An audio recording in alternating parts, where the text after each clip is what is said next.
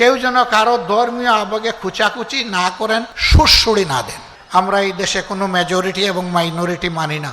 আমি আস্তে আস্তে রতনবাবুর বক্তব্য শুনছিলাম, তিনি বলেছিলেন আমি সংখ্যালঘু সম্প্রদায়ের একজন মানুষ। এই কথা আর বলবেন না। কিসের সংখ্যালঘু আর কিসের সংখ্যাগুরু? এই দেশে যেই মনীষে সেই এ দেশের গর্বিত নাগরিক।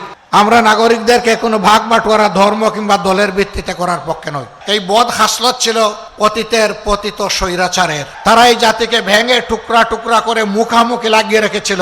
যে দেশের জনগণ ঐক্যবদ্ধ থাকতে পারে না, সে দেশের মানুষ মাথা সোজা করে সম্মানের সাথে বিশ্বের দরবারে দাঁড়াতেও পারে না। স্বাধীনতার 54 বছর গেল, আর কত বছর এরকম আমাদেরকে টুকরা টুকরা করে রাখা হবে?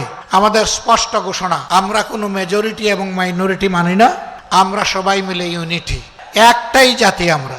আমাদের পরিচয় আমরা বাংলাদেশি। হ্যাঁ, তারপরে অবশ্যই আমার পরিচয় থাকবে আমি একজন মুসলমান, ইনি একজন হিন্দু, তিনি একজন বৌদ্ধ, হয়তো আরেকজন খ্রিস্টান। এই 4 ধর্মের বাইরে বাংলাদেশে অন্য কোনো ধর্মের লোক নেই। কিছু লোক থাকতে পারে যারা কোনো ধর্মেই বিশ্বাস করেন, তাদেরকে মানুষ এইথিস্ট বা নাস্তিক হিসাবে চিনে। যাই হোক, আমরা সবাইকে নিয়ে চলার পক্ষে। কিন্তু এটাও সত্য যে কেউ যেন কারো ধর্মীয় আবেগে খুচাখুচি না করেন, সুড়সুড়ি না দেন।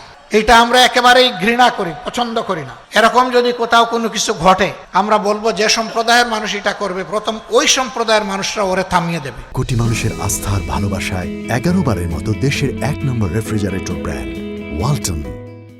বিশেষ করে আমি মুসলমান ভাই বোনদেরকে বলবো, মেহরবানি করে অন্য ধর্মের ভাই বোনদেরকে কষ্ট দিবেন না। আমরা এটাকে ঘৃণা করি, অপছন্দ করি। যারা মেজরিটি মাইনরিটির জিগির তুলে রেখেছিলেন, আমি আল্লাহর পর ভরসা করে বুকে হাত দিয়ে বলছি, তারা যাদেরকে মাইনরিটি বলতেন, এই ভাইদের সম্পদ, ইজ্জত এবং তাদের জীবনের পর সবচাইতে বেশি ক্ষতি সাধন করেছে তারা। আমি দাবি জানাবো, বাংলাদেশ সরকার এবং জাতিসংঘের যৌথ উদ্যোগে 1972 সালের 10 জানুয়ারি থেকে আজকের দিন অর্থাৎ 2025 সালের এই 26শে ফেব্রুয়ারি পর্যন্ত বাংলাদেশে যত ঘটনা ঘটেছে এরকম, সেইগুলা অনুসন্ধান করে তার শ্বেতপত্র বাংলাদেশের জনগণের সামনে প্রকাশ করে দেওয়া হোক। তাহলে জনগণ জানতে পারবে কারা সত্যিকার অর্থে মানুষ খুন করেছে, ইজ্জত লুণ্ঠন করেছে, সম্পদ লুণ্ঠন করেছে।